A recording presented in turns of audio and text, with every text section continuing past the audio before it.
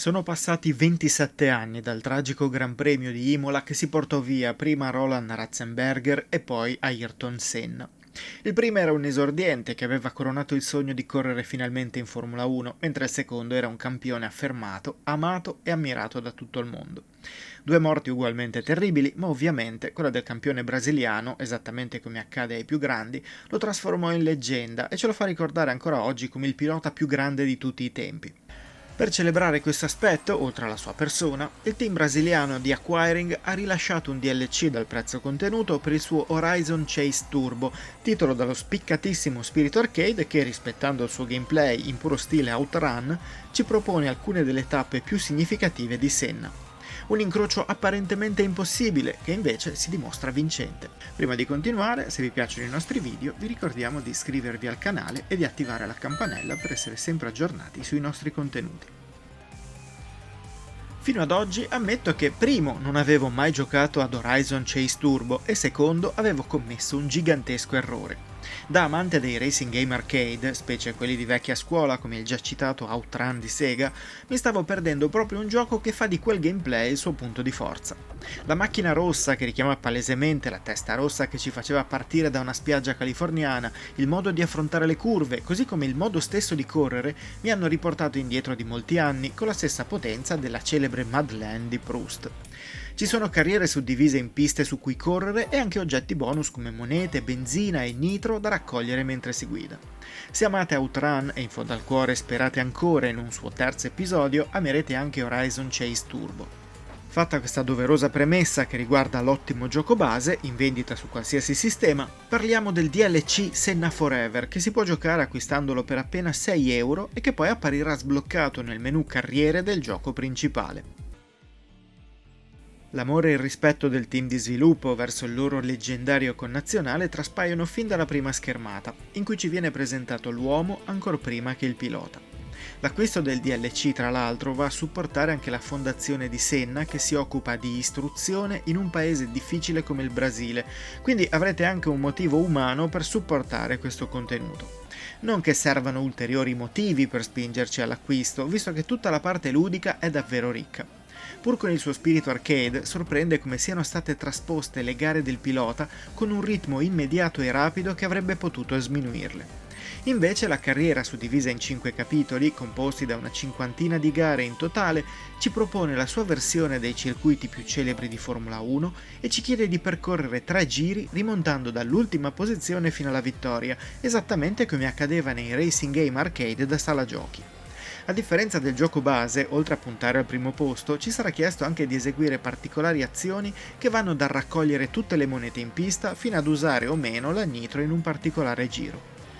La progressione ci porta a vivere alcuni dei più grandi successi di Senna, dalla rimonta al Gran Premio di Monaco sotto la pioggia fino al suo primo grande slam, pole position, giro veloce e tutti i giri di una gara in prima posizione, già al suo secondo anno in Formula 1. Inoltre, prima di ogni gara potremo anche scegliere una strategia tra le 3 presenti, potendo ottenere un bonus alla guidabilità, alla velocità o al consumo di benzina con tanto di nitro extra. Tutto questo accade progredendo in una carriera fatta di tracciati in cui ci si diverte sempre. L'azione arcade in pista è eccellente, sottolineata da una colonna sonora che torna dal gioco base ma che si dimostra adatta oltre che ispirata e ispirante. Cercare un passaggio tra 2 vetture da superare non è mai cosa facile e azzardare sorpassi all'esterno richiede prontezza di riflessi e conoscenza della pista. Gran parte del gioco si può affrontare con l'acceleratore a tavoletta, ma non manca qualche curva che richiede un rilascio graduale e, molto raramente, una toccatina al freno. Il resto è velocità costante, anche maggiore rispetto al gioco base visto le vetture qui coinvolte. È l'atmosfera però quella che rende questa espansione davvero valida. Con la carriera, così come con la modalità campionato, che offre una serie di gare casuali a difficoltà sempre maggiore per incentivare la rigiocabilità, si vuole celebrare il campione e le sue imprese, e questo accade grazie all'insieme di fattori appena descritto. Non manca nemmeno la visuale interna, forse un po' scomoda ma sicuramente d'impatto in una produzione che vuole ricordarci Senna e il suo modo di essere e di vivere le corse. Divertenti infine i nomi dei partecipanti, tutti chiaramente inventati per mancanza di licenze, ma in cui si possono intravedere facilmente gli altri grandi piloti che scendevano in pista insieme al campione brasiliano.